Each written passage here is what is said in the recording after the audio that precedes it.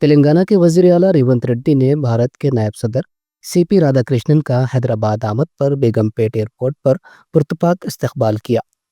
نائب صدر کے حیدرآباد پہنچنے کے موقع پر ریاست کے گورنر جشنو دیو ورما، مرکزی وزیر بنڈی سنجے، ریاستی وزراء دودھلا سری دھر بابو، پونم پربھاکر، دیگر عوامی نمائندوں، چیف سیکریٹری اور کئی اعلیٰ حکام نے بھی ان کا خیر مقدم کیا۔ بعد ازاں راج بھون میں ریاست کے گورنر کی جانب سے نائب صدر کے اعزاز میں خصوصی اہتمام کیا گیا، جس میں وزیر اعلیٰ ریونت ریڈی نے شرکت کی اور نائب صدر کو شاندار انداز میں تہنیت پیش کی۔ اس موقع پر قانون ساز کونسل کے چیئرمین جی سکھیندر ریڈی، مرکزی وزیر جی کشن ریڈی، ریاستی وزراء، عوامی نمائندے اور سینئر عہدیدار بڑی تعداد میں موجود تھے۔